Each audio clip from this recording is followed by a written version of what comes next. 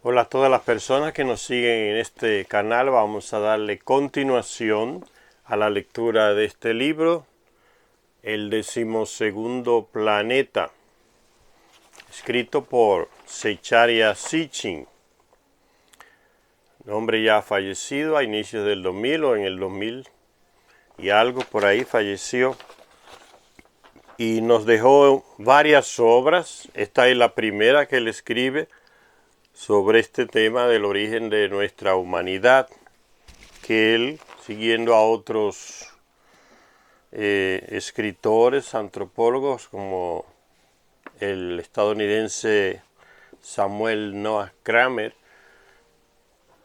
él sostiene que todo se inició en Sumeria. Ahora, en esta parte, en esta 10ª entrega de la lectura de este libro, Zecharia Sitchin se centra en la parte de Grecia, lo que los estudiosos llaman de mitología griega, sobre los dioses griegos, dioses del cielo y de la tierra, dice aquí el capítulo 3 de este libro.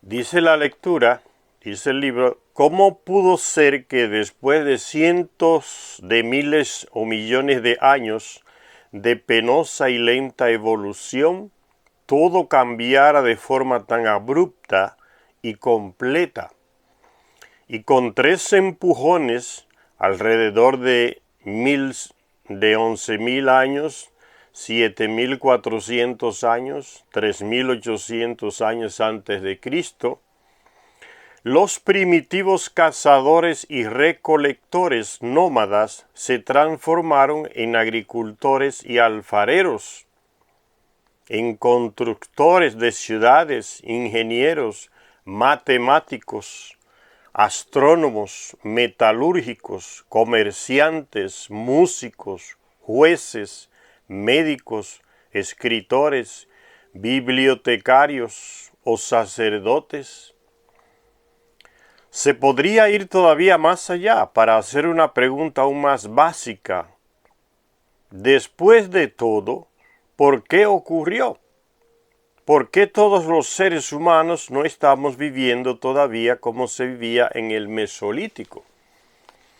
Entonces, Zecharia Sitchin aquí está presentando qué es lo que pasó en la evolución humana, que se dio un salto de repente en la evolución. No se siguió el ritmo evolutivo, que lleva millones de años para una raza evolucionar, sino que se da un salto de repente y aparece un ser inteligente rompiendo el ritmo de la evolución, un ser inteligente, el Homo sapiens, y entonces las preguntas que se hace es, después de todo, ¿por qué ocurrió ese salto en la evolución humana? ¿Por qué no estamos todos al mismo nivel de evolución? ¿Qué pasó? Sigue diciendo el libro: los sumerios, la gente por la cual vino a ser esta civilización tan repentina, tenían una respuesta preparada. La resumieron en una de las decenas de miles de inscripciones mesopotámicas encontradas. Una de las decenas de miles de inscripciones encontradas en Mesopotamia, donde se dice: todo lo que se ve hermoso lo hicimos por la gracia de los dioses. Los sumerios, hablando del origen de su avance. Todo lo que se ve hermoso lo hicimos por la gracia de los dioses. Los dioses de Sumer, dice Zecharia Sitchin. ¿Quiénes eran? A eso que los sumerios le llamaban dioses, y que por ellos fue que sucedió lo que sucedió, ese cambio brusco en la evolución humana, ese salto, que es un salto hacia adelante, no es hacia atrás. Y se hace Zecharia Sitchin estas preguntas. ¿Quiénes eran esos dioses? Eran los dioses sumerios como los dioses griegos, que vivían en una gran corte, de festín en el gran salón de Zeus en los cielos, Olimpo, cuyo homólogo en la tierra era el monte más alto de Grecia, el monte Olimpo. Los griegos ofrecían una imagen antropomórfica de sus dioses, con un aspecto físico similar al de los hombres y las mujeres mortales, y con un carácter humano. Podían mostrarse felices, irritados o celosos, hacían el amor, discutían y luchaban, y procreaban como seres humanos, teniendo descendencia a través de la relación sexual entre ellos o con humanos. Eran inalcanzables y sin embargo siempre se estaban mezclando en los asuntos humanos. Podían ir de aquí para allá a una velocidad de vértigo, aparecer y desaparecer. Tenían armas poco comunes y de un inmenso poder. Cada uno tenía una función específica y como consecuencia, cualquier actividad humana podía padecer o beneficiarse de la actitud del Dios encargado de esa actividad en particular. Por tanto, los rituales de culto y las ofrendas a los dioses estaban destinados a ganarse su favor. La principal deidad de los griegos durante la civilización helénica fue Zeus, padre de dioses y hombres, señor del fuego celestial. Su principal arma y símbolo era el rayo. Era un rey en la tierra que había descendido de los cielos, alguien que tomaba decisiones y dispensaba bien y mal a los mortales, pero cuyo ámbito original estaba en los cielos. No fue ni el primer Dios sobre la tierra, ni tampoco el primero en haber estado en los cielos. Mezclando teología con cosmología para crear lo que los estudiosos llaman mitología. Fíjense, ahí está Zecharia Sitchin de nuevo criticando a los que él llama siempre los estudiosos, los expertos, los sabios. Zecharia Sitchin hace esa crítica velada a este tipo de personajes. Fíjense cómo escribe aquí. Lo que los estudiosos llaman mitología. Los estudiosos llaman mitología. Zecharia Sitchin insiste en sus libros en que eso no es mitología. No es mito, no es mitología, no son leyendas, son hechos históricos. Por eso él siempre veladamente va criticando a los llamados estudiosos, expertos.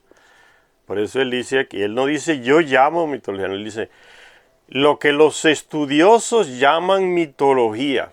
¿Sí? Es una crítica velada. Lo que los estudiosos llaman mitología, los griegos creían que en un principio fue el caos.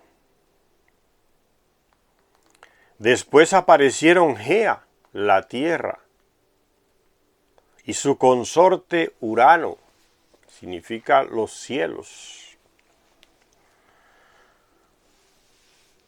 Y Gea y Urano tuvieron 12 hijos, los titanes, 6 varones y 6 hembras.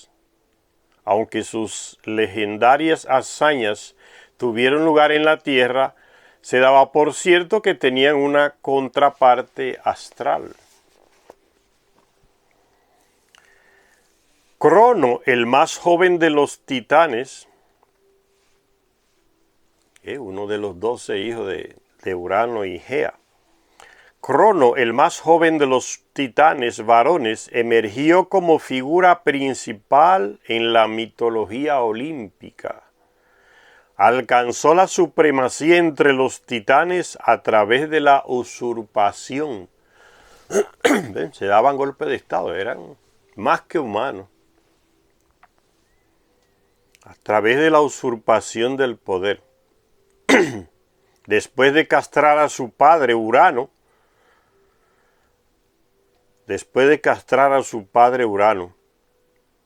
temiendo a los otros titanes, Crono los hizo prisioneros y los desterró. Eso se aprende de los dioses, señores. Esos golpes de estado y desterrar a los que me estén amenazando con tomar el poder de mí, los destierro. Eso se copió de ellos entonces. Que los dictadores y los que se imponen de esa manera en el poder hacen exactamente lo mismo que estaban haciendo estos llamados de dioses. ¿Qué? Golpes de estado y represión de los que van en contra, de los que amenazan con tomar el poder. Crono se casó, dice, después de castrar a su padre Urano, temiendo a los otros titanes, Crono los hizo prisioneros y los desterró. Por todo esto su madre lo maldijo. Hay una reacción de la madre frente al hijo que toma el poder de esa manera. Por todo esto su madre lo maldijo y lo condenó a sufrir el mismo destino que su padre y a ser destronado por uno de sus propios hijos, a Cronos. Cronos se casó con su hermana Rea. De eso viene de los llamados dioses, señores. Un hermano se apasiona por la hermana se apasiona por el hermano, o la media hermana se apasiona por el medio hermano, o tienen hijos, o el hermano se apasiona por la hermana, o la media hermana, hermanastra, como se dice, y tienen hijos, tienen familia. Eso viene de ellos, se practicaba entre ellos, y los terrestres copian eso de ellos. Y después aparece la religión hablando de pecado, ¿no? Eso es pecado, que eso va contra Dios, toda esa estupidez se la mete la religión, pero el hecho real es que se practicaba eso. Hoy vemos por los análisis genéticos que en ciertos casos puede tener consecuencias genéticas, pero parece que no se daba ese caso entre los llamados dioses. La genética como que no afectaba porque tenía el padre e hijo con la hija. Y ya en la Biblia se nos presentan esos casos de hijas teniendo hijos con los padres sin consecuencias genéticas, por lo menos no se menciona. En la Biblia está ese hecho, hoy se le llama incesto. Dice que cuando, como veíamos en el libro perdido de Enki, Nergal y Ninurta se decidieron destruir el espaciopuerto que estaba, la torre de lanzamiento que estaba construyendo Marduk en su ciudad de Babil. Enlil envió a sus hijos y le destruyó esa torre de lanzamiento, le mandó azufre, le mandó armas nucleares, parece, y le destruyó la torre que estaban construyendo. Y eso aparece en la Biblia, y que Nergal también destruyó las ciudades que eran afines a Marduk y su hijo Nabu. Y eso aparece en la Biblia con el nombre de la destrucción de Sodoma y Gomorra. Pero no solamente se destruyeron Sodoma y Gomorra, según el texto sumerio que leíamos en el libro perdido de Enki, sino que la nube se extendió y destruyó varias ciudades que no se pensaba destruir. Pero todo lo que estaba ahí alrededor del Mar Muerto, por eso se le dice Mar Muerto, porque ahí lanzó Nergal el ataque nuclear y quemó todo. Las tierras hasta el día de hoy están quemadas. El Mar Muerto no produce nada, está muerto. Hay algas sí que viven de la sal, pero a nivel de peces y de cosas así, alrededor todo está muerto. Y están las señales del azufre todavía ahí, que convirtió todo. La Biblia lanzó fuego y azufre del cielo. Era Nergal en la nave, atacando esos lugares que estaban por ahí y esas ciudades. Y dice la Biblia que como dice el texto babilónico, que también que Enlil le dijo, popen a Abraham y su gente, que son mis servidores. Y una de la gente de Abraham era Lot, su hermano, que estaba por ahí también. Y lo pouparon y le dijeron, vete a las montañas. Y él se fue por ahí, se metió en una caverna antes de que sucediera el ataque nuclear.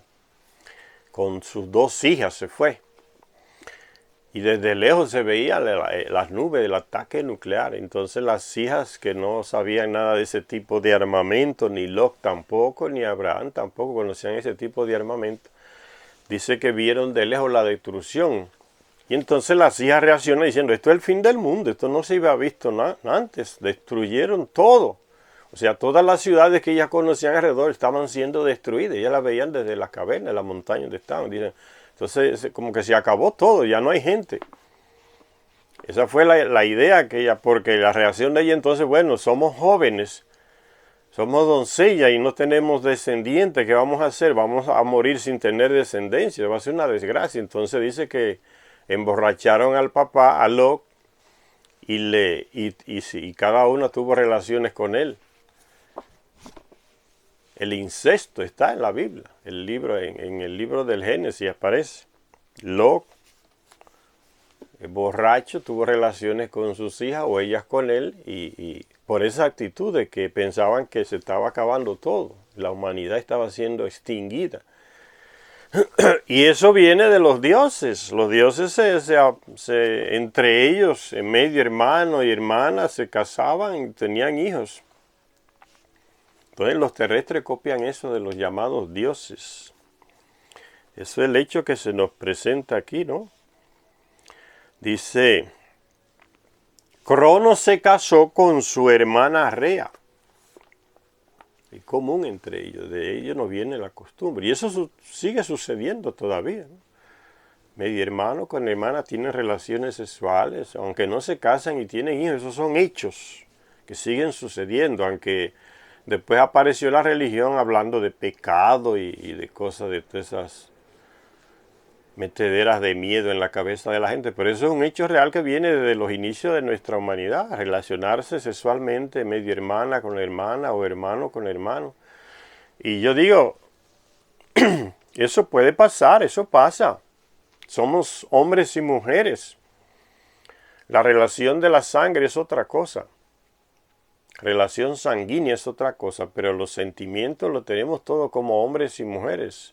Es la sociedad que nos forma, la religión que nos forma, la educación que nos dan, que nos meten esos principios o esas ideas de que no se debe uno relacionarse sexualmente ni con su tía, ni con su hermano, con su media hermana o con su madre. Esas son teorías. La realidad es que eso sigue sucediendo. Hasta el día de hoy sigue sucediendo y seguirá sucediendo mientras estemos vivos. Es parte de la naturaleza humana sentir la atracción sexual, no importa quién sea la otra persona. Solo hay que ver la realidad. Solo que se hace en secreto, más con cuidado, porque la condena social por causa de la influencia religiosa o moral que recibimos es muy fuerte y puede tener consecuencias en otros inocentes. Pero la realidad es que eso sigue sucediendo. Por las buenas y por las malas sucede. O sea, hay el consentimiento, pero también hay los abusos. Madre con sus hijos, hijos con sus madres, y los dos están de acuerdo y lo hacen en secreto. O padre con su hija o hija con su padre, y los dos están de acuerdo y lo hacen en secreto. O hermano con hermana, o medio hermano con medio hermana, y lo hacen en secreto. Sigue sucediendo, uno tiene que tener la cabeza abierta y no ser ingenuo en esas cosas. Entonces las normas religiosas y morales no significa que eliminen la realidad. Solamente son normas para guiar al que quiera guiarse por ellas. Pero la realidad es que sigue sucediendo, sigue su camino. Cronos se casó con su hermana Rea. Lo importante es uno sacarse de la cabeza los prejuicios que le mete la religión, ¿no? Que la religión funciona por medio del miedo. Usted se acostó con su hermana o su hermana se acostó con usted, tuvieron relaciones sexuales o Entonces van para el infierno, los dos van para el infierno, se va a perder tu alma, estás condenado, estás maldito, te metes en una maldición, te cae una desgracia encima. Todas esas estupideces la coloca la religión por el miedo. Pero no pasa de eso, de miedo. ¿Qué hacen los dueños de la religión en todo el mundo? Los que controlan las religiones abusan. Mire, en la iglesia católica, por ejemplo, el abuso de niños a niños y niñas, eso es. Rompen récord en esas cosas los sacerdotes. Y el homosexualismo entre los sacerdotes, eso rompen récord también. O el lesbianismo entre las monjas, eso rompe récord también. Siempre fue así. El que reniega de la naturaleza humana quiere reprimirla. Por un lado le sale. Esas cosas siguen sucediendo. Los conventos de las monjas son criaderos de lesbianas. Hay gente ingenua que ve a esas mujeres como santas, insensibles al nivel de sexo. No entienden lo que es un convento, que es un seminario donde hay hombres juntos por muchos años. El homosexualismo, cómo se da en... Son nidos de homosexuales los seminarios. Son una de las principales fuentes del homosexualismo. Y de ahí viene el abuso. Son recordistas en abuso contra niños. Todo eso es una ideología que se da en ese mundo. Los que no han estudiado ese mundo a profundidad son ingenuos, creen que la cosa no es así, que son santos rezadores, inocentes, y ellos dan esa imagen, ¿no?, de que todo lo que es eso lo rechazan. Es mentira, es falso, es simplemente para tapar lo que sucede entre ellos. El lesbianismo entre las monjas, eso viene de que comenzaron a formarse esos conventos. Un grupo de mujeres solas se enamoran entre ellas. Un grupo de hombres solos se enamoran entre ellos. Y eso es así, uno tiene que no sean ingenuos en esas cosas de las religiones, así que sucede. Fíjense lo que está pasando en la realidad, eso lo analizar la realidad y van a darse cuenta de lo que estamos diciendo. Cronos se casó con su hermana Rea. Hay una especie de ideología entre esas personas que se dicen que en nombre de Dios se castran, se intentan castrarse de su sexualidad. Es falso, no hay manera de castrarse, propio de tu naturaleza humana. Y a los sacerdotes le meten en la cabeza como norma que las mujeres son el lobo malo, los lobos que tientan a los pobres inocentes hombres, sacerdotes. Y entonces vamos a hacerlo con mujeres, con hombres o con niños, porque entonces eso no es pecado. Solo con mujeres que dice que es pecado. Porque aquel papa en el 1100 y tanto se le ocurrió meterle a todo el mundo la obligación de no tener hijos, de no casarse, para quedarse con el dinero y la gerencia de esos sacerdotes. Y hoy se asume, muchos ignorantes dentro de ese mundo asumen que eso es una ley de Dios. No tiene nada que ver con eso. Ingenuidad. Entonces ellos lo hacen así, abusan de niños porque creen que con niños y con hombres no se peca, es solamente con mujeres, es que hay pecado. Entonces el seminario pues está lleno de maricones, como decimos hoy, de maricas, de homosexuales, y están tranquilos. El obispo no los condena ni nada, pero hablan a la gente que los homosexuales es una enfermedad, pero entre ellos es que está la principal fábrica de producción, entre ellos mismos. Esa es la hipocresía de la religión, hace mucho que viven así. Ellos son la principal fábrica de homosexuales. Entonces hagámoslo con niños, porque entonces entre hombres no es pecado, es solamente con las mujeres que es pecado. Eso es una filosofía que hay entre ellos.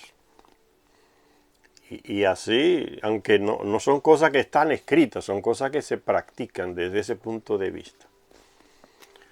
Y entre las mujeres, ya les dije, el lesbianismo entre las monjas, eso es Eso es endémico, igual que el homosexualismo entre los sacerdotes. Esa apariencia de que nos privamos de la sexualidad y que rezando eso se cura, mentira, no le crean eso a ninguno que lo diga, mentira, es falso. Las religiones tienen su base en una mentira, en un engaño y continúan así hasta el día de hoy. Cronos se casó con su hermana Rea, con la que tuvo 3 hijos y 3 hijas, Hades, Poseidón y Zeus. 3 hijos y ahora 3 hijas, Hestia, Deméter y Hera. Una vez más, el destino había marcado que el hijo más joven sería el que depondría a su padre. Y la maldición de Gea sobre Crono, porque le dio el golpe de estado a sus hermanos y se quedó con el poder, lo usurpó y lo maldijo y lo condenó a sufrir el mismo destino que su padre, Urano. Entonces dice, una vez más el destino había marcado que el hijo más joven sería el que depondría a su padre, y la maldición de Gea se convirtió en realidad cuando Zeus derrocó a Crono, su padre. Lucha por el poder. Pero parece ser que el golpe de estado no estuvo exento de problemas. Durante muchos años hubo batallas entre los dioses y se originó toda una hueste de seres monstruosos. La batalla decisiva fue entre Zeus y Tifón, una deidad con forma de serpiente. El combate alcanzó a grandes zonas tanto de la tierra como de los cielos. Fue terrestre y aéreo. El lance final tuvo lugar en el monte Casio, en los límites entre Egipto y Arabia. Parece ser que en algún lugar de la península del Sinaí. Tras su victoria, Zeus fue reconocido como Dios supremo. Sin embargo, tenía que compartir el control con sus hermanos. Por elección, o según otra versión, echándolo a suertes, a Zeus se le dio el control de los cielos. Eso no recuerdan en el libro perdido de Enki, cuando viene Anu a resolver el problema del poder que existía entre Enlil y Enki. Estaban casi ya yéndose a la guerra. Y Anu viene y por suertes, echando suerte, dice, bueno, yo me quedo en Nibiru, Enki se va al Apsu, ya, África, y Enlil se queda aquí en Mesopotamia, ¿no? En Sumeria, o en la región ahí que se llamaba el Edín. Parece que es una reminiscencia de esa historia. Tras su victoria, Zeus fue reconocido como Dios supremo. Sin embargo, y fíjense que la lucha entre Zeus y Tifón se da en los mismos territorios donde surgieron los sumerios, ¿no? En la península del Sinaí. Parece que todo viene de allá y se va a Grecia. Tras su victoria, Zeus fue reconocido como Dios supremo. Sin embargo, tenía que compartir el control con sus hermanos. Por elección, o según otra versión, echándolo a suertes. A Zeus se le dio el control de los cielos. Para el hermano mayor, Hades, se acordó el mundo inferior. ¿No recuerdan a Enki? Dándole el mundo, la parte del Apsu de África. La parte de abajo, uno ve el globo terrestre, la parte de abajo está África. La reminiscencia de esos hechos. A Zeus se le dio el control de los cielos, para el hermano mayor Hades se acordó el mundo inferior, y al mediano Poseidón se le dio el dominio de los mares. Aunque con el tiempo Hades y su territorio se convirtieron en sinónimo del infierno, con el tiempo apareció esa cuestión de equiparar el mundo inferior con el infierno, el mundo de los muertos. Aunque con el tiempo Hades y su territorio se convirtieron en sinónimo del infierno, su ambiente original era algún lugar por allí abajo, que abarcaba tierras pantanosas, áreas desoladas y tierras regadas por enormes ríos. Seitzare así está haciendo referencia a la región que se le asignó a Enki, región de los grandes ríos, en el Apsu, en África, centro-sur de África. Recuerden que Enki le dio el territorio ya de la punta de Sudáfrica, lo que hoy es Sudáfrica, se lo dio a su hijo Nergal, el calvo aquel, casado con Erestigal, y se le llamaba aquel territorio el mundo inferior, porque está en el fondo ya del continente, en la parte más baja. Y desde ahí Nergal controlaba, con los aparatos que Enki le dio, le proporcionó, controlaba lo que estaba sucediendo en la Antártida, que estaba derritiéndose los hielos ahí y estaban preparándose las condiciones para el diluvio, la ola grande que subió de allá. A eso se le llamaba el mundo inferior. Por eso dice Charasiet aquí, con el tiempo entonces aparece esa cosa de que el mundo inferior es el mundo de los muertos, del infierno. Aunque con el tiempo Hades y su territorio se convirtieron en sinónimo del infierno, su ambiente original era algún lugar por allí abajo, que abarcaba tierras pantanosas, áreas desoladas y tierras regadas por enormes ríos. Está hablando de África, centro-sur África. A Hades se le describía como el invisible, frío, distante, hablando de la personalidad de este Hades, frío, distante, severo, impasible ante la oración o los sacrificios. Poseidón, por otra parte, se le veía con frecuencia aferrando su símbolo, el tridente. Aunque soberano de los mares, se le tenía también por señor de las artes metalúrgicas y escultóricas, así como por un habilidoso mago o presdigitador, mientras que a Zeus se le representaba en la tradición griega y en la leyenda como a alguien muy estricto con la humanidad. ¿No le recuerda a Enlil, que quería destruir a la humanidad de manera cualquiera? De cualquier manera, estaba con esa obsesión. Solo le pasó la fiebre esa de querer destruir después del diluvio.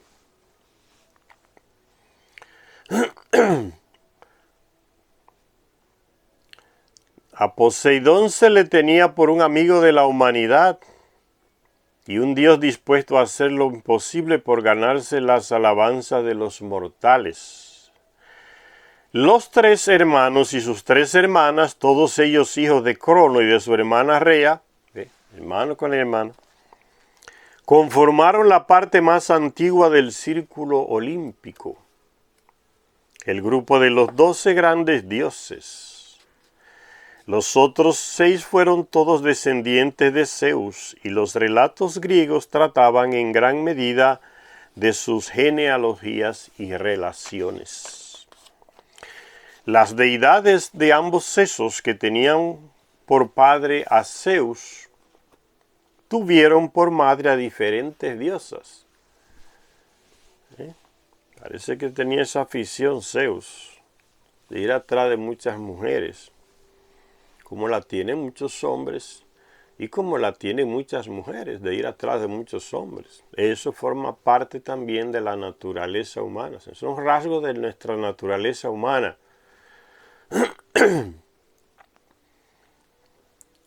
Casándose al principio con una diosa llamada Metis, Zeus tuvo una hija, la gran diosa Atenea, hija de Metis. Era de la misma raza, porque está hablando aquí de la raza de los dioses, no era con los terrestres, dice. Casándose al principio con una diosa, entonces es de la misma raza de él, cuando llama de diosa, no terrestre. llamada Metis. Zeus tuvo una hija, la gran diosa Atenea.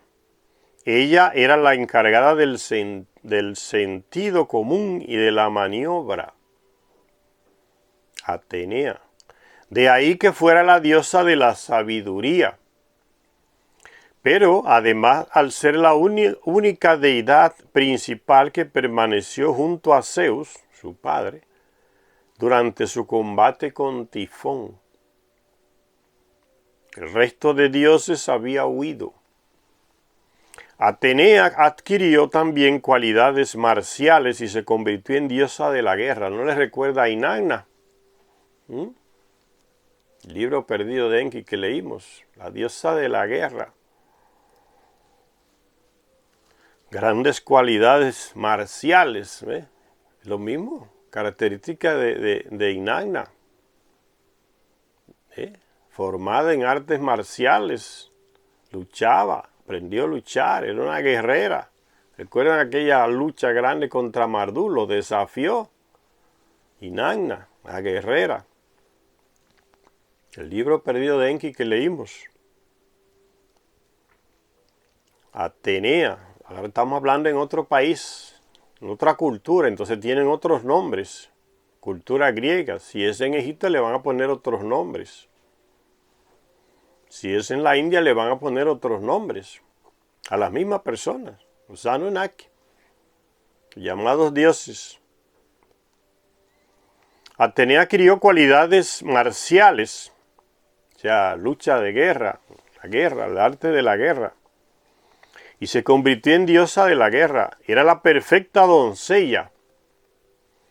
Y no se convirtió en esposa de nadie. Inanna no se casó con nadie. Con quien se iba a casar era con Dumuzi. Y murió Dumuzi en un accidente. Y ella nunca le perdonó eso a Marduk. El libro perdido de Enki estábamos hablando. Se mantuvo así, doncella, sin casarse. Eso significa que no tuviera hijos. Tuvo muchos hijos, Inanna. Y mucho más hombres, Inanna, pero no se casó y no se convirtió en esposa de nadie. Pero algunos cuentos la relacionan frecuentemente con su tío Poseidón. Y aunque la consorte oficial de Poseidón, era la diosa que fue dama del laberinto de la isla de Creta, su sobrina Atenea fue su amante.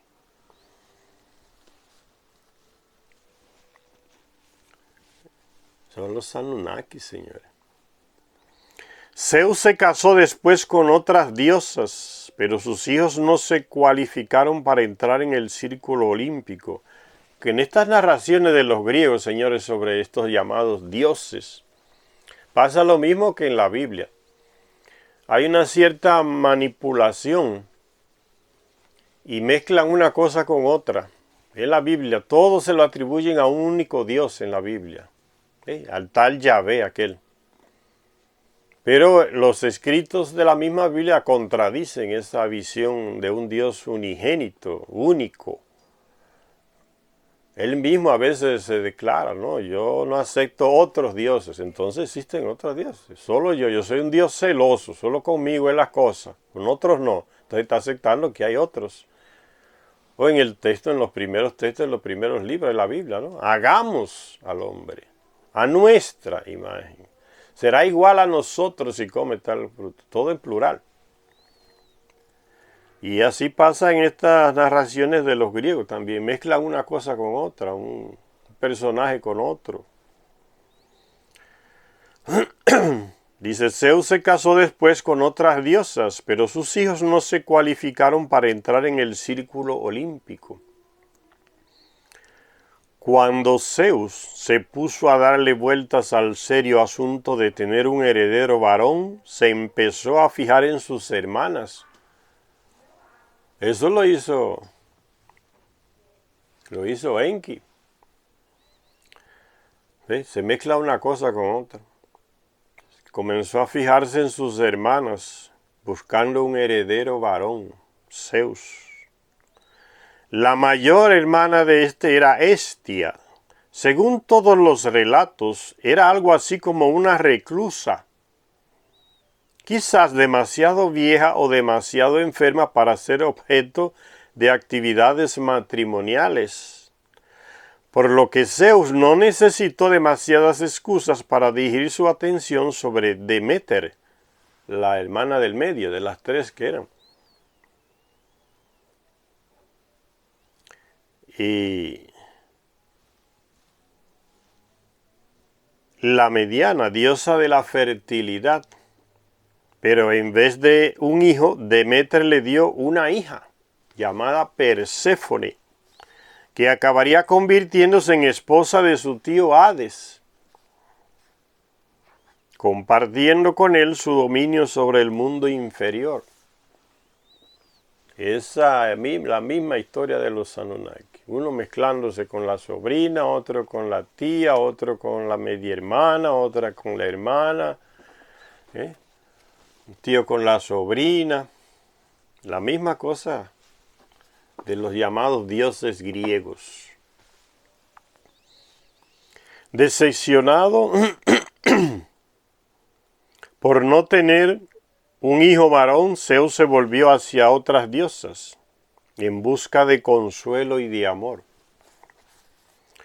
Con Armonía tuvo 9 hijas. Armonía es otra de las diosas, Armonía. Con Armonía, el nombre de una de las diosas, tuvo 9 hijas. Después Leto le dio una hija y un hijo. Leto, ¿recuerdan la leyenda griega de Leto y el ganso? Zeus va transformado en ganso y tiene relaciones sexuales con Leda y le da una hija, con Leto y le da una hija. Creo que esa era la leyenda griega, como dicen los especialistas, los sabios, la leyenda griega dice. Después Leto le dio una hija y un hijo, Artemis y Apolo, los hijos de Zeus y Leto, que entraron inmediatamente en el grupo de las deidades principales. La lucha por el poder y entrar en ese grupo selecto de los 12.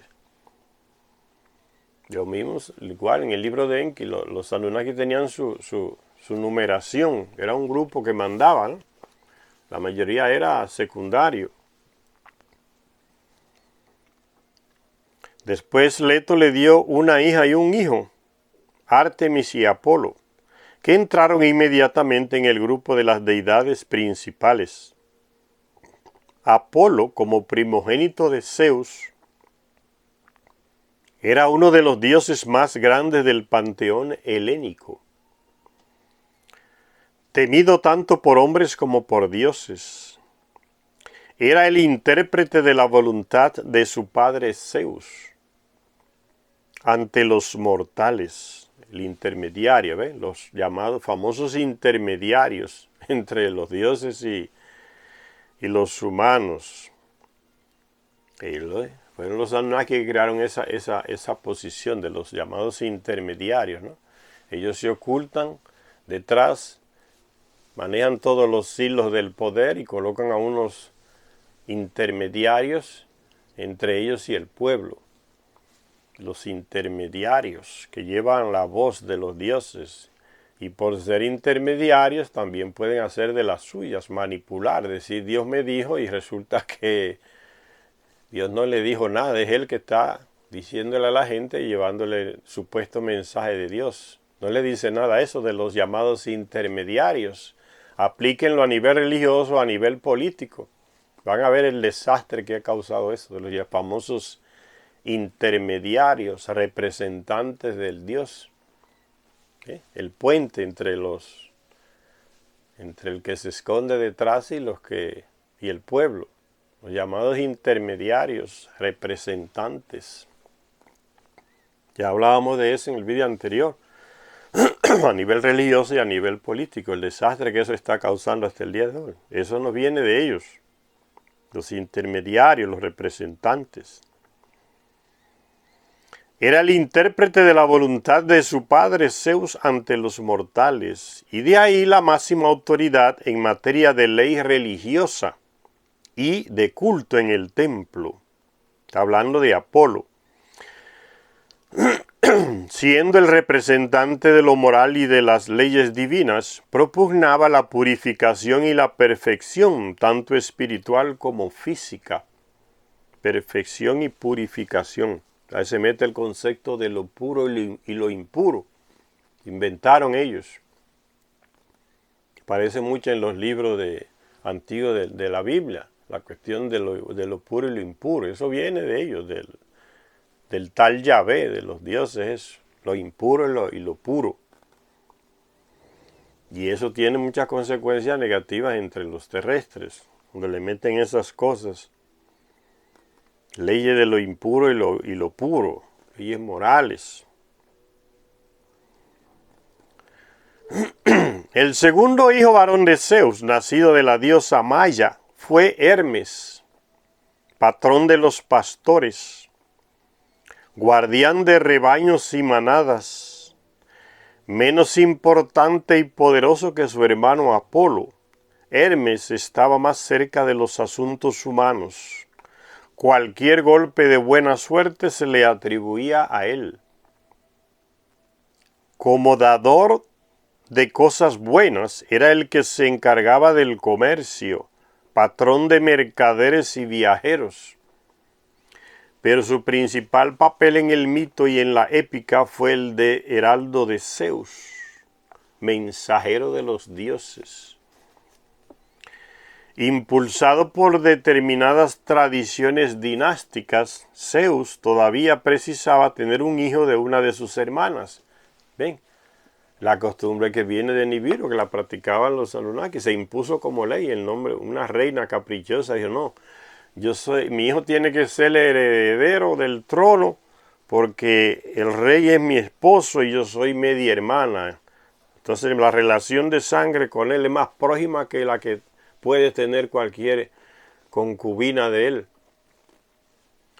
Entonces, aunque el hijo de la concubina es el primogénito, al hijo mío le corresponde el poder porque la relación consanguínea es más próxima entre el rey y yo. Yo soy la media hermana de él, la ley de la simiente, ¿recuerdan? El libro perdido de Enki. Por eso el afán de Zeus buscando un heredero, un varón, que le naciera un varón. ¿Y con quién? Con una de sus hijas o con su media hermana. La ley de la simiente de los Anunnaki que trajeron aquí, la implantaron también. Produjo tantas luchas. Es la misma cosa, pasado la cultura griega.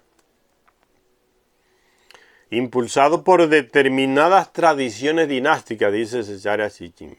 ¿Cuáles son esas determinadas tradiciones dinásticas? Es lo que le estoy diciendo. La ley de la simiente y la ley de la primogenitura que vinieron, la trajeron ellos de Nibiru. Allá se practicaba y lo trajeron aquí también. Zeus precisaba tener un hijo de una de sus hermanas, por lo que se fijó en la más joven, Hera, al casarse con ella por los ritos del sagrado matrimonio. Zeus la proclamó reina de los dioses, es decir, diosa. Madre, diosa madre, a Hera. Pero el matrimonio bendecido con un hijo llamado Ares y dos hijas, se vio zarandeado constantemente por las infidelidades de Zeus, así como por los rumores de infidelidad por parte de Hera. Señores, ven esa cosa que hasta hoy continúa, la infidelidad. En ningún ejemplo que dan los Anunnaki, señor, estudiando los Anunnaki en estos libros de Sichara Sitchin, aparece la fidelidad como principio. No se aplica nunca en ninguno de ellos. ¿Quién ha hecho tanto énfasis en la fidelidad? La religión católica. Pero así como en el sexo y la sexualidad, querer eliminarla en nombre de un tal Dios entre los padres y las monjas, Y no lo consiguen nunca, ni lo van a conseguir, porque es parte de la naturaleza humana, sentir atracción sexual, deseo sexual, necesidad sexual, es parte de nuestra naturaleza humana. Lo más ridículo es luchar contra uno mismo, contra lo que uno es. Es como diciéndole a ese tal Dios al que ellos se le consagran, que se equivocó. Entre los padres y las monjas, ¿no? En nombre de Dios se quieren castrar del sexo. Es como diciéndole, tú te equivocaste cuando me creaste y me colocaste eso en el cuerpo. Para no aceptar eso, entonces le echan la culpa al famoso diablo. Ah, eso es Satanás, el pobre le cae toda la culpa encima. Eso es Satanás que me está tentando. Y esa es la excusa para hacer muchas estupideces, echarle la culpa al otro, no asumir su responsabilidad. Y esa actitud es la misma que practican entre los pastores y las iglesias llamadas evangélicas. El cara es un ladrón, un corrupto, endémico. Y se va a una iglesia de esos pastores y le da millones al pastor. Y el pastor le hace una oración. ¿Para qué? Para sacarle a Satanás de encima. Porque es Satanás que lo está induciendo a ¿qué? A robar, a ser corrupto. Le está quitando la responsabilidad del señor este que robó y es corrupto. Y se le está echando encima a Satanás. Librándolo de la responsabilidad. Le está limpiando la conciencia para que siga haciéndolo. Pero ahora ya no es el culpable. Ahora es el llamado diablo, Satanás. Eso se está viendo en la política, ¿no? Los políticos corruptos buscan un pastor o la corrupta se convierte en pastora y le hace una oración de que para sacarle a Satanás, aquel que está robando. Le está quitando su responsabilidad. Adulto es eso, ser responsable de sus actuaciones y asumir las consecuencias. Le está quitando, la religión le está quitando esa responsabilidad al tipo y se le está echando encima al diablo, a Satanás.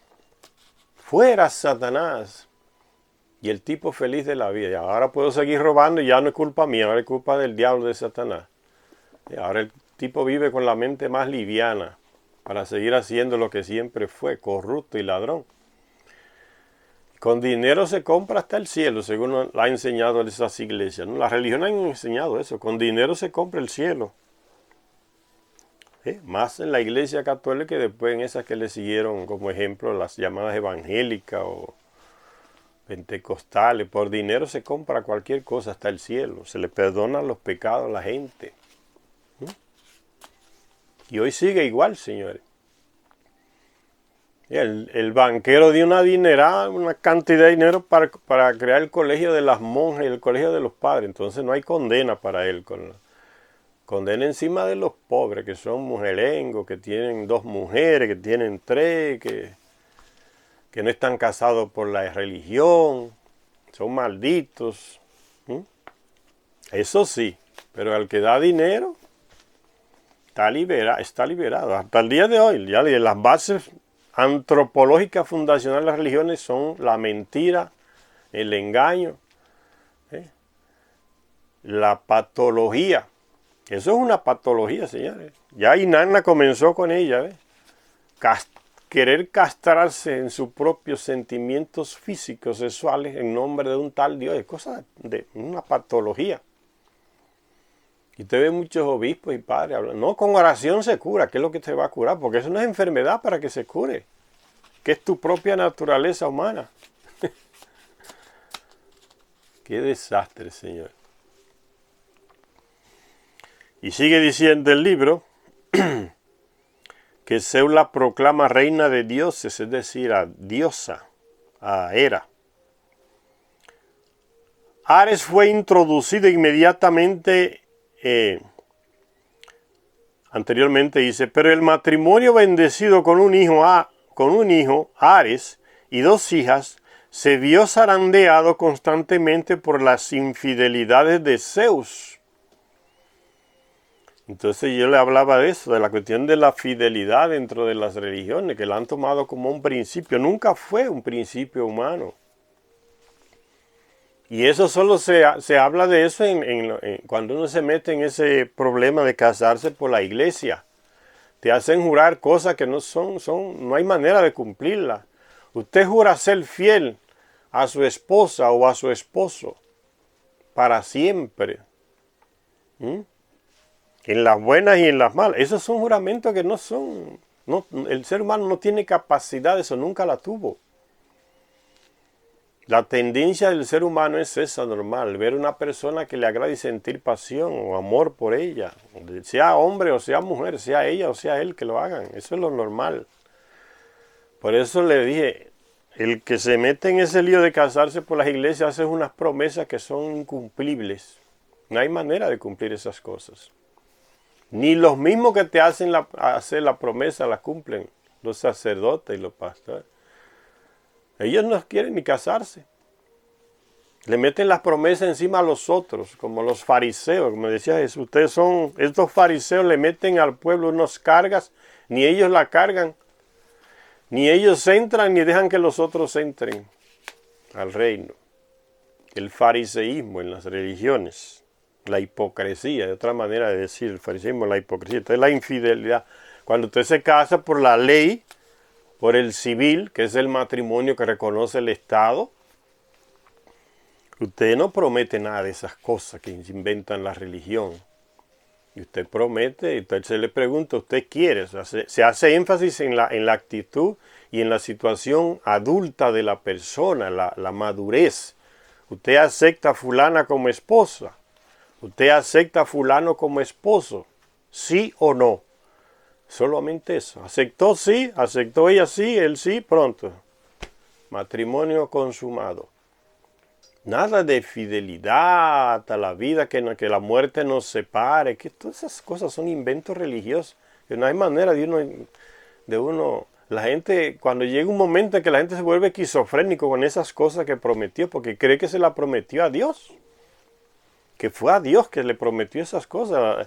La religión te mete en la cabeza que tú le hiciste esa promesa, fue a Dios a través del famoso intermediario que es el sacerdote. ¿Ven? La cuestión de los intermediarios, ¿no?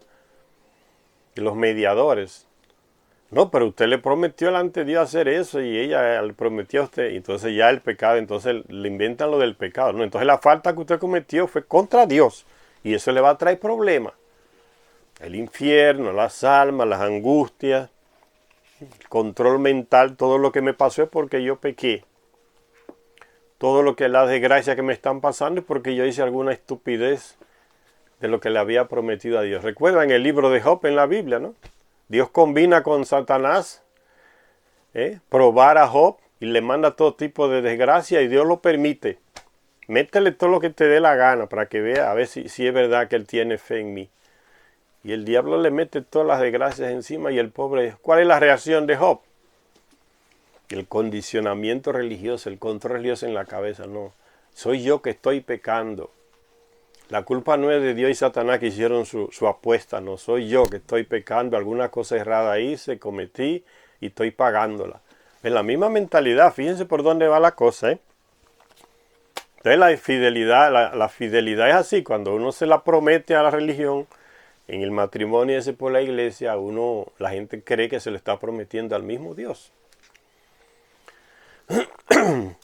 Y cuando va la mujer, que no, sobre todo, yo digo más la mujer que es la que le pasa esto. Cuando la mujer ya no aguanta más esa desgracia que se le convirtió ese matrimonio sagrado, esa gracia, porque ellos te dicen que si tú no estás casado por la iglesia...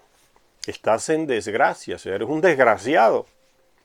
Entonces, agraciado es el que está casado por la iglesia. Por la mujer que la gracia se le ha convertido en un infierno, el hombre violento, borrachón, bebedor, viciado, que gasta el dinero de la familia en vicios, en juegos, en alcohol, en bebidas o en drogas. Ya la pobre mujer, la mujer matándose trabajando. También puede ser el hombre. Menciona el caso de la mujer que es más común. Ya la pobre no aguanta más. Es golpe y golpe encima de ella y los hijos ahí mirando, frustrados también. Una desgracia. Cada día que amanece es un infierno en la casa de esta mujer. Mas esa es la mujer que la iglesia permite que sea madrina de otra persona que va a ser bautizada. ¿Por qué?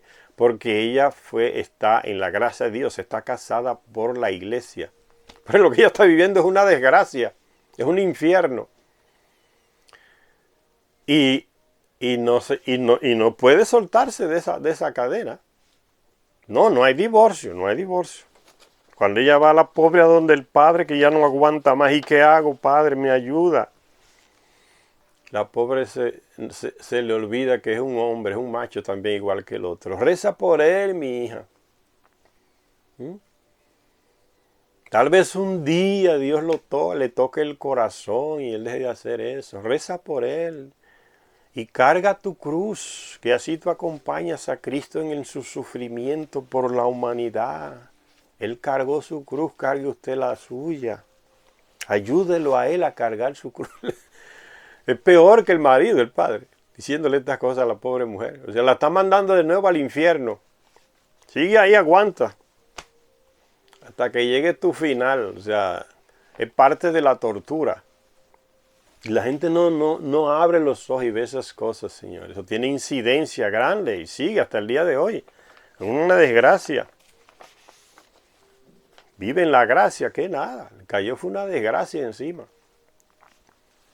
Entonces usted que está casado por el civil y quiere ser padrino, se le ocurre esa idea. Alguien que está en la iglesia esas y quiere bautizar a su hijo, lo llama a usted para que sea padrino o madrina. Y el padre dice, no, usted no puede. ¿Por qué? Porque usted no está casada por la iglesia. Usted no está casado por la iglesia. Entonces no puede ser padrino en la iglesia. No importa que usted sea justo, que sea una persona de bien. No, para ellos lo mandan para el sanitario, todos esos valores humanos. A ellos les interesa que usted cumpla la ley de ellos. Está casado por la iglesia, puede ser padrino o madrina la vida entera, aunque sea un ladrón, un sinvergüenza, un corrupto, un asesino. Está casado por la iglesia, puede ser padrino, tranquilo. El que no está, aunque sea justo, serio, honesto, no, usted no puede pasar. Usted no puede ser padrino ni madrina. Viene la hipocresía de las religiones, que nos meten en la cuestión, va también igual que la llamada fidelidad. Entonces el matrimonio civil es el que hace énfasis, le decía, en la madurez de la persona. Usted acepta a fulano como su esposa. Sí, usted acepta a fulano como su esposo, sí lo acepta. Una decisión suya. Eso se le confía su madurez. En el camino usted verá que llega un tiempo que ya no da más. Porque es normal entre los seres humanos. Ya me cansé, ya no puedo, ya no somos... Es mejor que tú sigas por tu lado y por tu lado porque así somos más felices. Y se separan y asumen las consecuencias. No, la iglesia te condena, no, tú no te puedes separar, aguanta, aunque sea el infierno que estés viviendo, no te puedes separar, continúa ahí. Continúa ahí, es fácil, ¿no? Tú no eres tú que estás continuando. Tú me estás mandando a que continúe, pero tú no asumes nada de lo que yo estoy. Es la hipocresía religiosa, ¿no? Abusaron de la niña de 11 años, de 9 años, está en estado. Se le va a destruir el cuerpo, no está preparado para dar a luz una niña, ¿no? No, nosotros somos en contra del aborto, de la vida. Solo Dios puede decidir la vida de una persona. Y el infierno de la que está casada por la iglesia y no consigue separarse del tipo. Para ellos esa vida para ellos no le importa. Las miles de violaciones de niños por los padres, eso no le importa. Eso no es contra la vida, eso no es contra Dios. Ahora, salvarle a esta niña que fue estuprada. Ahí sí, ahí aparecen defensores de la vida, porque Dios es que decide. Y las vidas, miles de vidas que quemó la iglesia, eso no le dice nada. Quemado vivo. No les duele, ni lo piensan, ni lo imaginan. La hoguera, quemar un ser humano vivo, mujer, hombre, porque pensaba diferente. Eso no le dice nadita. Miles de niños con el futuro echado a perder para siempre porque los padres lo cogieron de mujer. Y continúa hasta el día de hoy. Yo no estoy inventando. Sobre todo en Europa esto está pasando. Esto es horrible. Son de miles niños estuprados por sacerdotes. Y los obispos lo están cubriendo, lo están tapando, lo están defendiendo, escondiéndolo. Lo mudan de lugar para que la policía no los encuentre.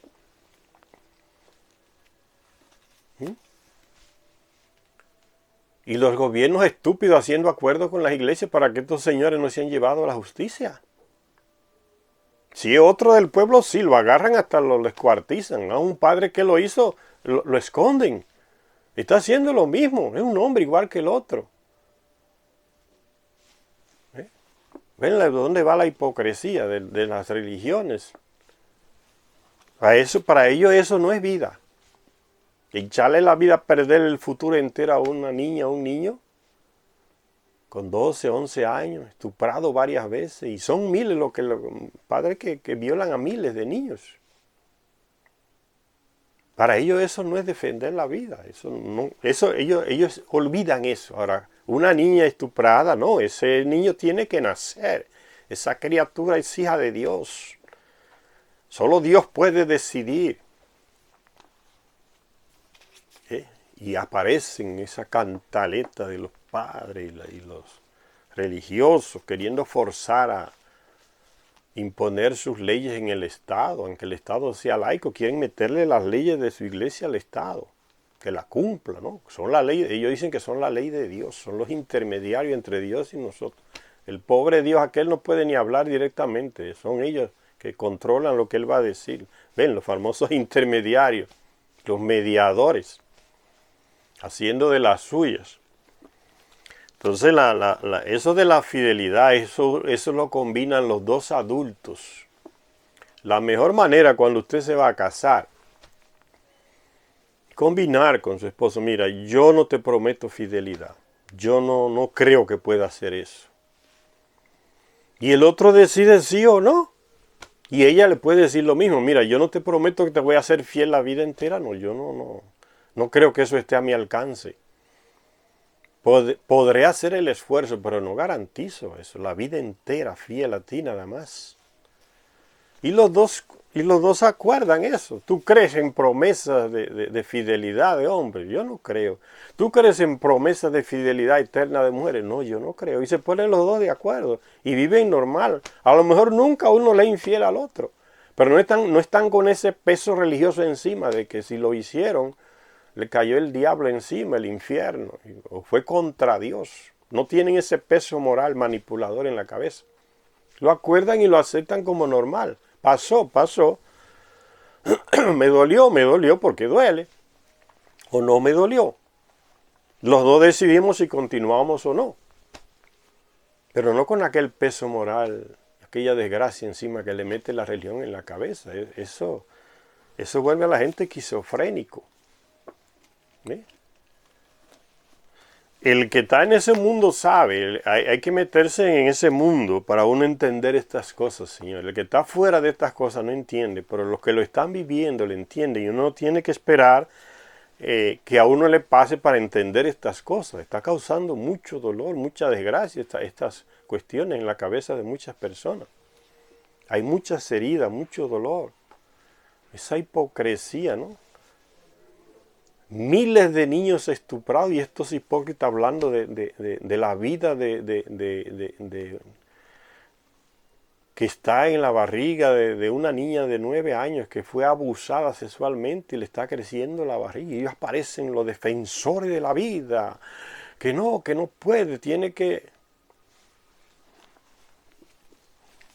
Uno le da una rabia cuando ve estas hipocresías, señores, ¿no? Miles de muertos quemados, miles abusados sexualmente por estos anormales y aparecen como los defensores de la vida.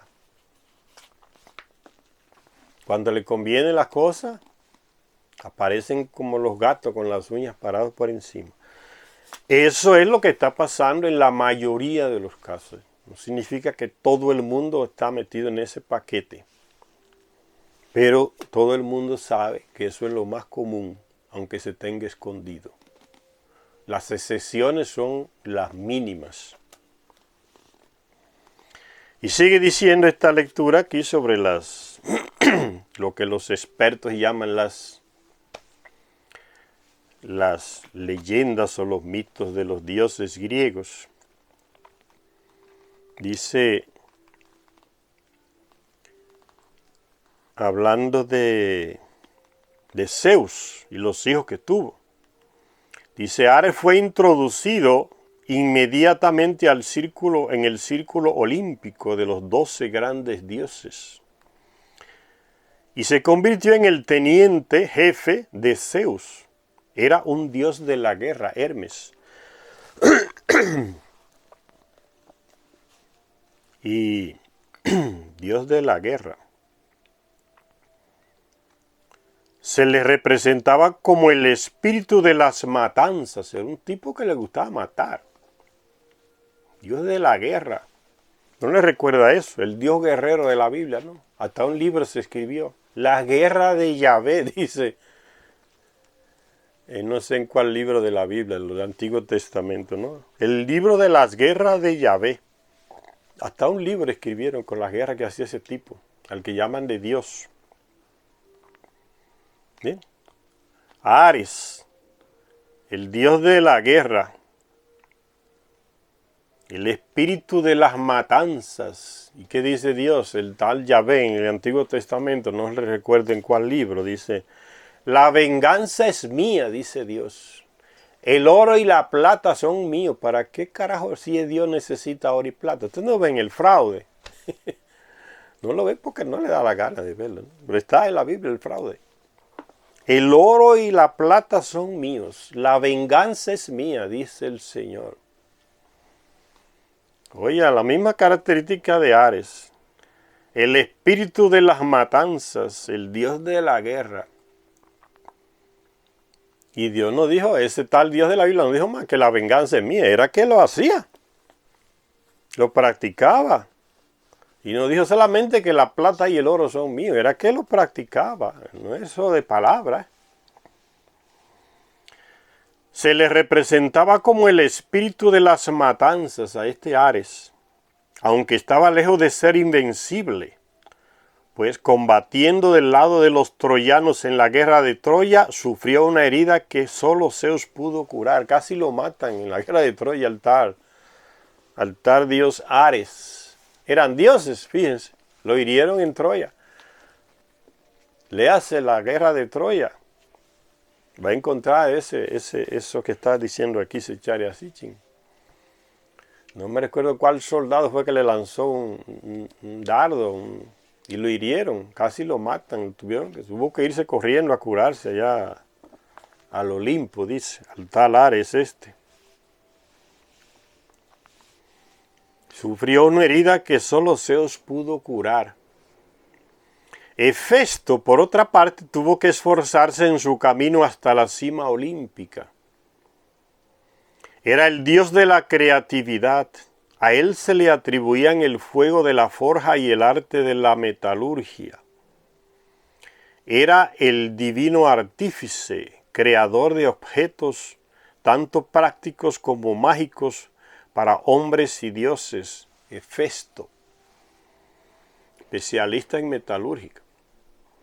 Las leyendas dicen que nació cojo y que sufren de todas las cosas que tienen los hombres y las mujeres. Cojera, calvicie, traición, engaño, todas las cosas. Tienen las mismas actitudes, cualidades y descualidades, como se dicen algunos. Dice, era el divino artífice creador de objetos tanto prácticos como mágicos para hombres y dioses. Las leyendas dicen que nació cojo y que por esto su madre lo rechazó enfurecida. ¿Qué madre era esa, señor? Solo porque nació cojo y la culpa fue de él. Estos dioses son extraños, ¿no les parece, no? ¿Por qué cojo lo rechazó la madre? Enfurecida nació cojo. Otra versión más creíble dice que fue Zeus el que desterró a Hefesto por las dudas sobre su parentesco. Parece que Zeus sospechó que era un cuerno de Hera, Hefesto. Miren, de esas cosas que se está hablando entre los dioses, llamados dioses griegos. La infidelidad. Parece que ella sospechaba que era un cuerno y rechazaba al hijo. Que esa era la cojera.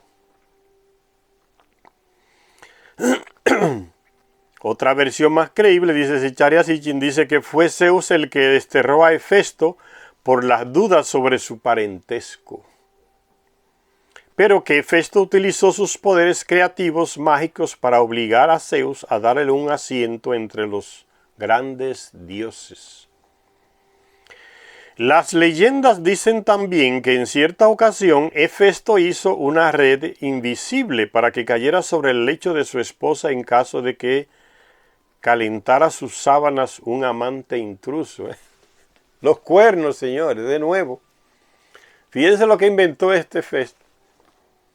Una red invisible y la puso encima de la cama donde estaba su esposa para cuando fuera el amante infiel, el amante secreto, la red automáticamente se activara y lo apresara. Los inventos de los dioses para capturar defenderse de los cuernos. Una red invisible. Para muchos sería eso bueno hoy, ¿no? Ponerle una red invisible en la cama cuando vaya el amante, le caiga la red y lo encuentre ahí enredado a los dos con la red, ¿no? Una red invisible. Hefesto hizo una red invisible para que cayera sobre el lecho de su esposa en caso de que calentara sus sábanas un amante intruso. Qué cosa, ¿no? Quizás necesitaba esta protección, dado que su esposa y consorte era Afrodita, diosa del amor y la belleza. Con más millas corridas, como dicen muchos. Esa Afrodita tenía muchas millas corridas y Hefesto lo sabía, ¿no? Entonces pensaba que podía suceder con él en su cama. Era de lo más natural que muchos relatos de amor se construyeran en torno a ella. La mujer era corredora, igual que Zeus. Era de lo más natural que muchos relatos de amor se construyeran en torno a ella. Y en muchos de estos cuentos, el seductor era Ares, el hermano de Hefesto. El hermano de él era el que le estaba hacía las corridas con la mujer de él. Eso sucede hasta el día de hoy, Señor. Esa es la realidad. Esta historia de dioses no nos están diciendo nada extraño, no son leyendas, no son mitos, es lo que sucede hasta el día de hoy, señores. Lean estos textos, van a ver que no tiene nada de mito ni de leyenda.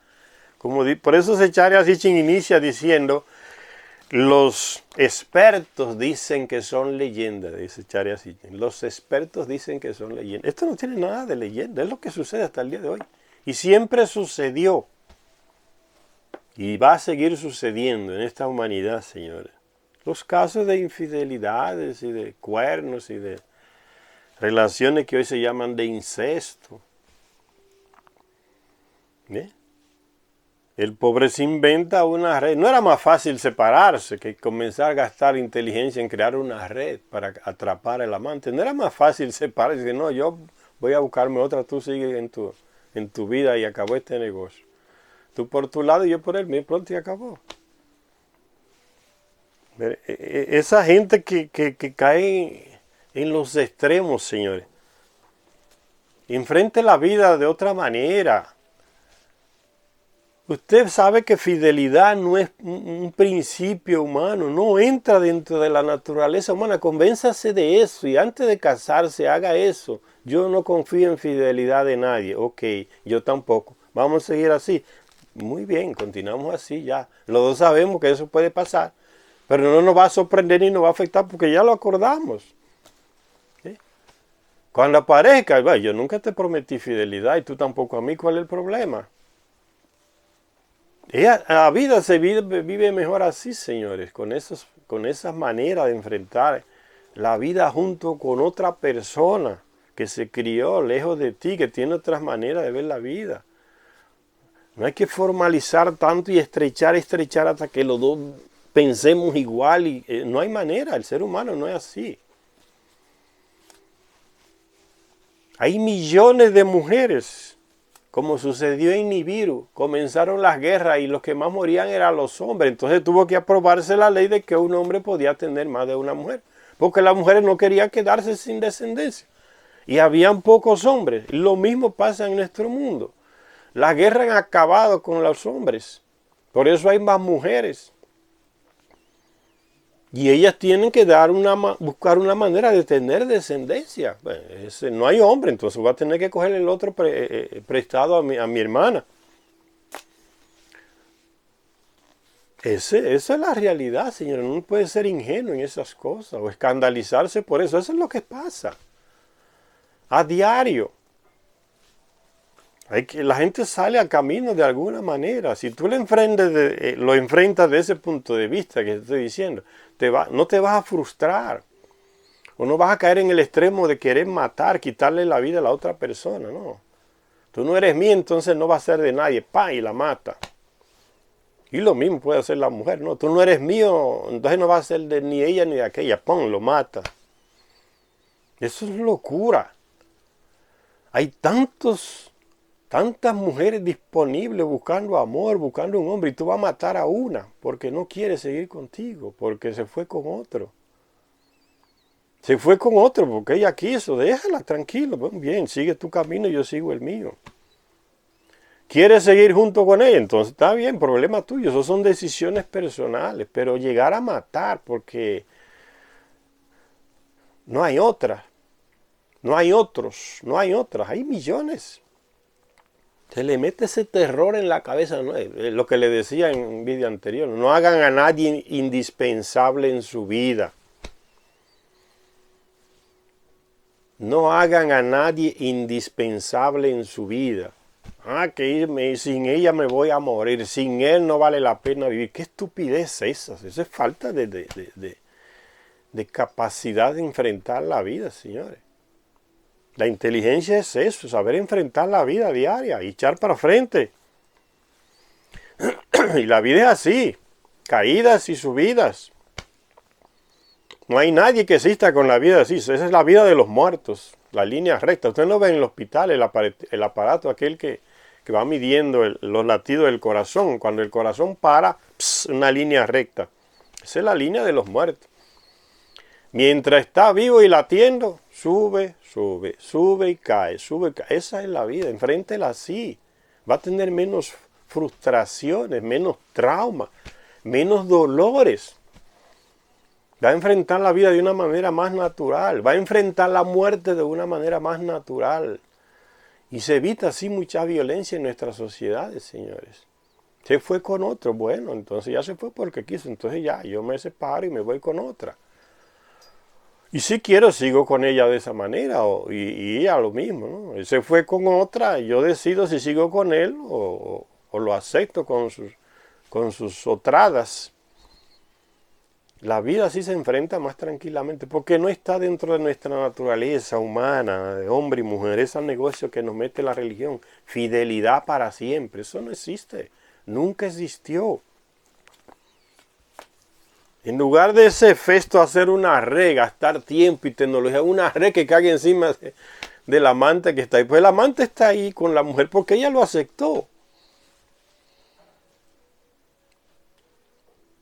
Ella se reirá de ti, pues qué idiota una red para capturarnos. Pues si yo fui que lo dejé entrar. Igual él, yo fui que la dejé entrar aquí, no vayas a matar a la mujer. Me estás quitando a mi hombre. ¿Quién te dijo que es tuyo? Las personas son de ellas mismas. Que esa manera que tenemos de enfocar la realidad es que nos trastorna la vida por la influencia moral y religiosa que nos meten en la cabeza, ¿no? Él es solo mío. Ella es solo mía. ¿Cómo es que yo te abro mi corazón y ya... Desde que lo abrí ya tú te metes y ya te haces dueño. ¿Quién te dijo a ti que tú eres el dueño? Yo solamente te abrí la puerta para que entraras y caminaras conmigo. No para que te volvieras mi propietario. La gente ama de esa manera. Uno le abre el corazón y de una vez ya está mandando y decidiendo. No te vistas así, no te pongas tal ropa, no te me pintes así, no te me peines así. no te arregle el cabello así. Acabó de abrirle el corazón para que entre en su vida como enamorado, y ya le está decidiendo, mandando como el jefe o la jefa. Esa manera de amar no lleva al buen fin, porque convierte a una persona en un objeto que ya no tiene decisión propia, es una cosa, y nadie quiere ser cosificado o convertido en un objeto. No, yo te abrí mi corazón para que camináramos juntos, pero no para que tú seas mi jefe o mi jefa, o que ya yo no tengo capacidad de decisión. Tú me has convertido en una persona que está, que no tiene capacidad mental de decidir nada. Tú decides cómo yo me peino, qué ropa me pongo, qué calza me voy a colocar, qué vestido me voy a colocar, cómo me voy a peinar, arreglar el cabello. ¿Qué es eso? ¿Eso es amor? No, claro que no es amor. Esas son aspiraciones dictatoriales que hay en tu cabeza por la formación que recibes. Y peor, señores, cuando uno de ellos, sobre todo el hombre que hace eso, una mujer intelectual, una mujer que tiene una capacidad mental tremenda de creatividad, de negociar, de crear cosas nuevas, se formó en una carrera y el tipo llega y se quiere casar con ella, quiere ser enamorado de ella y le dice, deja de trabajar que yo te mantengo. ¿Qué es eso, señor? En un país donde hay miles, millones de desempleados que salen a las 4 de la madrugada desesperados a buscar un empleito para poder mantener a su familia y no lo consiguen. Comen piedra, pican piedra para conseguir un simple empleo. ¿Y en nombre de qué tú le estás pidiendo a esa mujer que deje de trabajar? Porque tú la vas a mantener, se la estás convirtiendo en un parásito. Le estás matando la dignidad porque el trabajo dignifica a la persona. Cuando tú estás trabajando y ves el fruto de tu trabajo, tú te sientes feliz. Esto lo conseguí yo con mi esfuerzo, con mi capacidad, con intelectual. Este es el fruto de mi sacrificio. No se siente feliz. Tú le estás quitando eso, le estás matando eso a tu esposa. No trabajes, que yo te mantengo. Y eso es amor. Claro que no es amor. Está preparando ¿qué? Se está preparando el dictador. Ahora yo soy que tengo el dinero, yo soy que lo traigo, el dinero es mío, yo hago con lo que me dé la gana con el dinero. Usted se me somete, porque si no se me somete, no le doy el dinero. ¿Estás viendo dónde lleva eso? Tú aceptaste no trabajar, porque él te dijo que no trabajara. Se convirtió en tu dictador y tú perdiste tu dignidad. Si tú eres inteligente, desarrolla tu inteligencia. Te dijo que no trabajara, dile, yo soy una persona, yo tengo dignidad. Yo no voy a meterme a vaga porque eso es amor. Tú quieres que yo me vuelva una vaga, un parásito. Y eso es amor. Eso no es amor, Señor. Y muchas personas aceptan esa situación. No trabaje que yo te mantengo. ¿Qué es eso? Cuando cuando te pongas molesto conmigo, me oprimes porque tienes tú el control de la economía. El que tiene el control de la economía oprime al otro. Muchas mujeres caen en ese error. Muchos padres dejan que sus hijas caigan en ese error. El enamoradito llega y ya le está diciendo qué ella tiene que hacer, cómo se tiene que vestir, qué ropa no se puede poner. Pero no fue para eso que ella le abrió el corazón, es para que caminen juntos, respetándose. Y el cara llega como un dictador a mandar. Aquí mando yo ahora. No te me ponga eso, no, quítateme esa cosa. Y la pobre va como una esclava y se quita la cosa. Es lo mismo que hace el pastor en la iglesia. Le prohíbe a las mujeres, le dice cómo tienen que peinarse, cómo tienen que dejarse el cabello, larguísimo hasta la cintura, aunque se llene de piojos. Pero lo mandó el pastor. Y el pastor es intermediario, ¿ven el intermediario? El pastor es intermediario entre lo que Dios quiere y lo que usted tiene que hacer. Sinvergüencería. Yo no puedo hablar ni con Dios, tiene que ser a través del sinvergüenza del pastor y mentiroso eso. Y las mujeres vaya y aceptan, ¿no? El cabello está allá hasta los pies, lleno de piojos y sucio. Porque el pastor lo mandó en la misma actitud. Y todo eso en nombre de Dios. Y todo eso en nombre del amor. Métete a vaga, métete a parásito, en nombre del amor. ¿Qué amor? Eso no es amor, eso es opresión. Hay que ser bastante estúpido e ignorante para dejarse hacer eso. Deje de trabajar, que yo la mantengo. Así, entonces me tienes controlada. Pero cuando ella trabaja,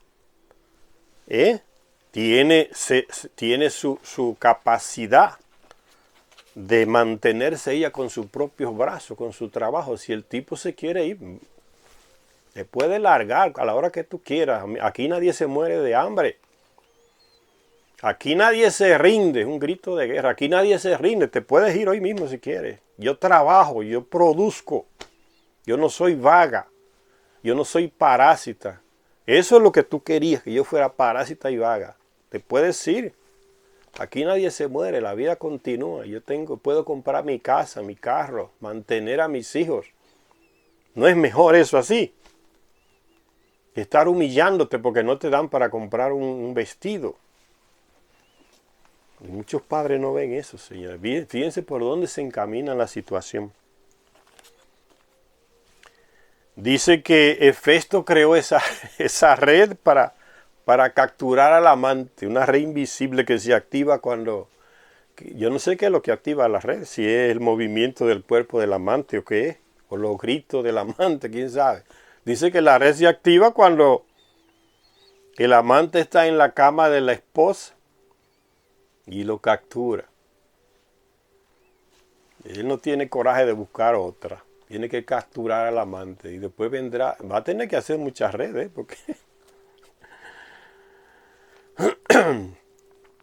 Dice, quizás necesitaba esta protección dado que su esposa y consorte era Afrodita, diosa del amor y la belleza. Por eso hay que conocer bien con quién uno se va a meter, señores.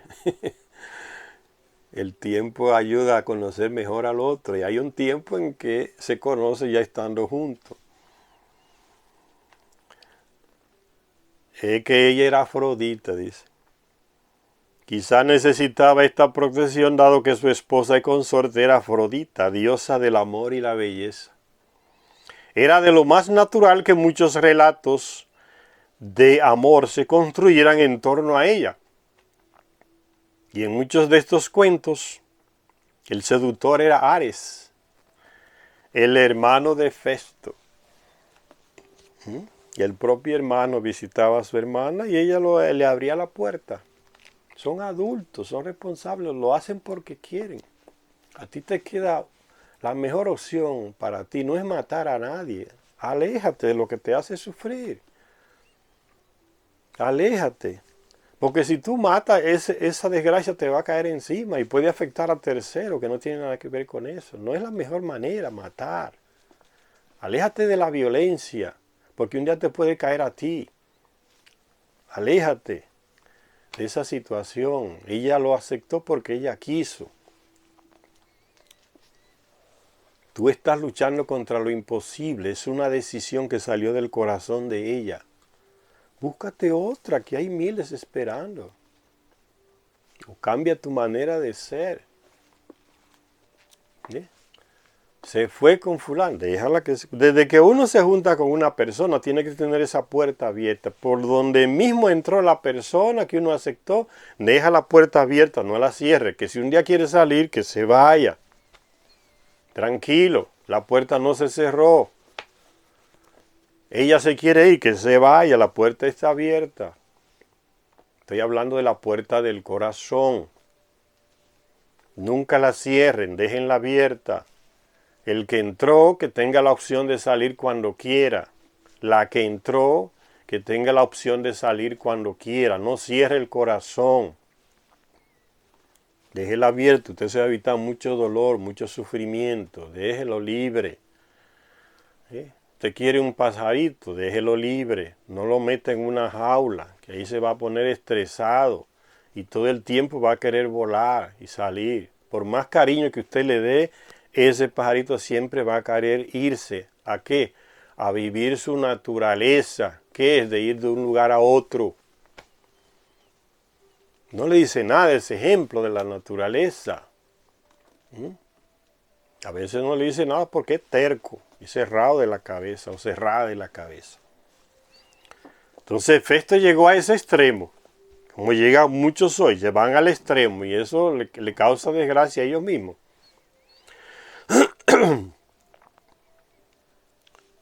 Dice entonces Echaria Sitchin, dice, era de lo más natural que muchos relatos de amor se construyeran en torno a ella. Y en muchos de estos cuentos, el seductor era Ares, hermano de Festo. Uno de los hijos de este amor ilícito fue Eros, dios del amor. La tuvieron hijos. Afrodita fue incluida en el círculo olímpico de los 12. Y las circunstancias de su admisión arrojan cierta luz sobre nuestro tema. Afrodita no era hermana de Zeus, ni tampoco su hija, y sin embargo no se le pudo ignorar. Afrodita había venido de las costas asiáticas del Mediterráneo, que miran a Grecia, las costas asiáticas del Mediterráneo. Señores, yo estaba apuntando para Sumeria. Los Anunnaki. Según el poeta griego Hesíodo, llegó a través de Chipre. Y reivindicando una gran antigüedad, se le atribuyó su origen a los genitales de Urano. ¿Quién huyó para Chipre estando en Sumeria? Luchando. ¿No recuerdan en el libro perdido de Enki? Nabu, el hijo de Marduk, cuando Nergal fue a lanzar el ataque nuclear sobre lo que la Biblia llama Sodoma y Gomorra, las ciudades pecadoras, dice Nergal. Eran las ciudades que seguían atrás de Nabu, que procuraba que su padre Marduk tomara el poder ahí en Babilonia. Y los seguidores de Enlil, los hijos de Enlil, y Nergal también, se unió a ellos, lanzaron ese ataque para destruir esas ciudades que seguían a Marduk, que ya iba a tomar el poder y tomar con ello el centro de lanzamiento de las naves espaciales. Y Nergal no le pasó nada cuando el ataque a Nabu no le pasó nada en el ataque que hizo Nergal sobre las ciudades donde él estaba por ahí, Sodoma y Gomorra, porque él huyó a Chipre. Cruzó el mar en su nave y llegó a Chipre. Y aquí dice, miren, parece que llegó de Chipre esta diosa. Son las mismas personas, señores. Y reivindicando una gran antigüedad, se le atribuyó su origen a los genitales de Urano. De este modo, y genealógicamente, iba una generación por delante de Zeus, siendo, por decirlo de algún modo, hermana de su padre, además de la personificación del castrado progenitor de los dioses. Por tanto, Afrodita tenía que ser incluida entre los dioses olímpicos, pero su número total, 12, parece ser que no se podía sobrepasar. La solución fue ingeniosa, añadir uno dejando caer a uno. Añadir uno dejando caer a uno, para que no se superara el 12, ni se disminuyera el 12 tampoco. Dejando caer uno, la solución fue ingeniosa, añadir uno dejando caer a uno. Dado que a Hades se le había dado potestad sobre el mundo inferior y no permanecía entre los grandes dioses del monte Olimpo, se creó una plaza que de un modo admirablemente práctico permitió a Afrodita sentarse en el exclusivo círculo de los 12. Este no está en el Olimpo, nunca se le ve por aquí, entonces vamos a darle la plaza a esta aquí, dejando caer a uno y añadiendo otro. Parece también que el número 12 era una exigencia que funcionaba de dos maneras. No podía haber más de 12 olímpicos, pero tampoco menos de 12. Esto queda patente en las circunstancias que llevaron a la admisión de Dionisio en el círculo olímpico. Este era hijo de Zeus, nacido de la fecundación de su propia hija Sémele. El incesto que se llama hoy, no sé quién inventó la palabra incesto. Ya en los tiempos milenarios viene esa práctica. Fecundación de su propia hija Semele, con el fin de ocultarlo de la ira de Hera, la esposa de Zeus. Dionisio fue enviado a tierras muy lejanas, llegando incluso a la India, introduciendo el cultivo de la vid y la elaboración del vino allá donde iba. Dionisio. Mientras tanto, en el Olimpo quedó una plaza libre. Hestia, la hermana mayor de Zeus, aquella que nadie quería, parece que era media enfermiza, la Hestia, hermana mayor de Zeus, débil y vieja, fue totalmente excluida del círculo de los 12. Fue entonces cuando Dionisio volvió a Grecia y se le permitió ocupar la plaza. En lugar de Hestia, una vez más había 12 olímpicos. Es como se las arreglan para que siempre sea 12. Aunque la mitología, como dicen los expertos y los sabios, los estudiosos, la mitología, aunque la mitología griega no es muy clara en cuanto a los orígenes de la humanidad, las leyendas y las tradiciones proclamaban la ascendencia divina de héroes y reyes. Estos semidioses conformaban el lazo entre el destino humano, los afanes diarios, la dependencia de los elementos, las plagas, la enfermedad, la muerte, y un pasado dorado en el que solo los dioses vagaban por la tierra. Y aunque muchos de los dioses habían nacido en la tierra, el selecto círculo de los 12 olímpicos representaba el aspecto celestial de los dioses. En la Odisea se decía que el Olimpo original se hallaba en el puro aire superior. Los 12 grandes dioses originales eran dioses del cielo que habían bajado a la tierra. Todos los Anunnaki, señores. Y representaban a los 12 cuerpos celestes de la bóveda del cielo. Los nombres latinos de los grandes dioses dados cuando los romanos adoptaron el panteón griego, aclaran sus asociaciones astrales. Gea era la tierra, Hermes, Mercurio, Afrodita, Venus. Hermes era Mercurio, Afrodita era Venus. Ares, Marte, ¿ve? Asociación con los planetas. Crono era Saturno y Zeus era Júpiter. Siguiendo la tradición griega, los romanos vieron a Júpiter como un dios del trueno, cuya arma era el rayo. Al igual que los griegos, los romanos lo asociaron con el toro. ¿Y quién era asociado con el toro entre los Anunnaki? Enlil. Señores, vamos a parar por aquí. Esperamos que estas lecturas le hayan aprovechado.